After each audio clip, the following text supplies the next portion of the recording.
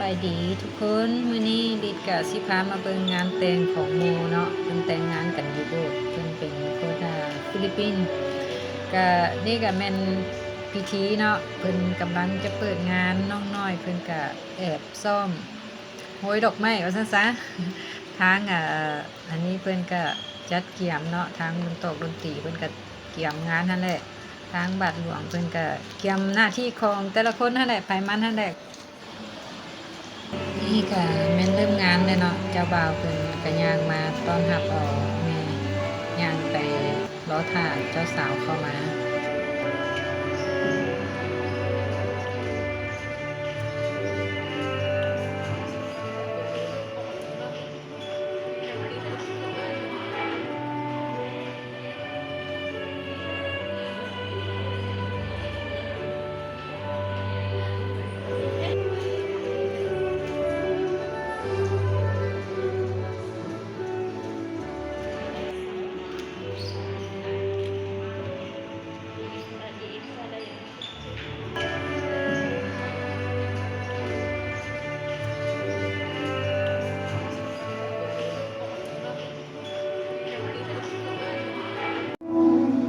เจ้าสาวเข้ามาแล้วทุกคน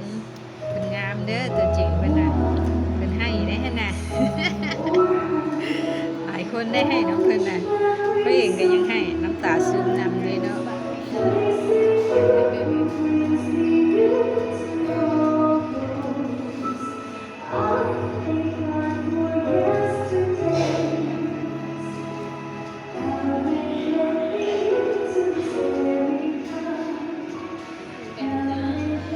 เจ้าบ่าวก็ให้น้ำเจ้าสาว before God. So at the beginning of this Mass, we thank God for all His good, for all His bounty, all the goodness He showed to you during your life. We sing the glory of God.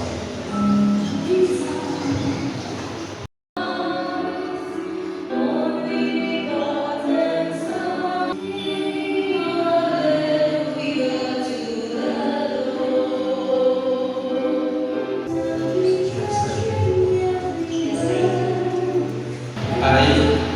Elmer, take you, Elizabeth, to be my wife. I promise to be equal to you in good times and bad, in sickness and health. I will love you and honor you all the days of my life. I, Elizabeth, take Elmer to be my husband. I promise to be true to you in good times and in bad, in sickness and in health. I will love you and honor you all the days of my life. You have declared your consent before the Church. May the Lord in His goodness strengthen your consent and fill you both with His blessings. What God has joined, man must not divide. Amen. So you can bring down the rings. The kids responsible for the rings in the area.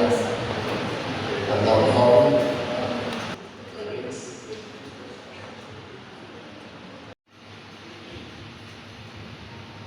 Elmer,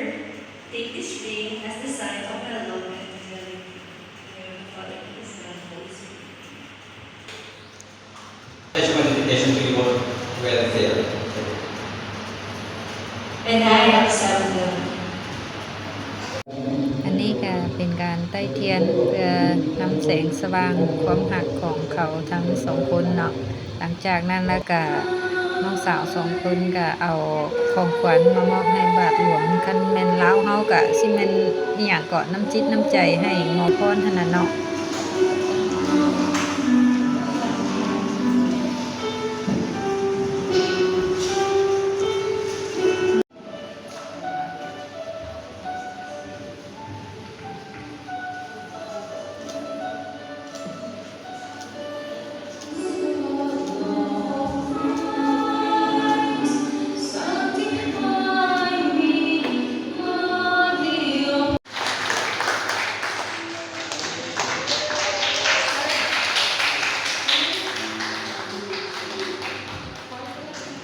มือกองเพิ่นทายบ่ทันเพิ่นขอให้จูบอีกรอบหนึ่งว่าซาน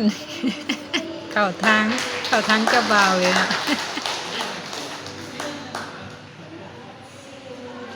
หลังจากเพิ่น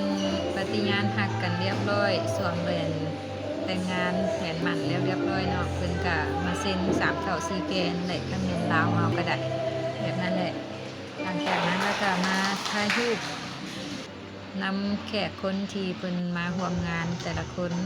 แล้วก็งานของเฮาก็ถือว่าเสร็จสมบูรณ์เจ้าบ่าวเจ้าสาวก็กลับเมื่อปาร์ตี้อยู่เฮือนเด็กน้อยหนึงลาแซนขอบใจทุกคนที่รับชมบ๊ายบาย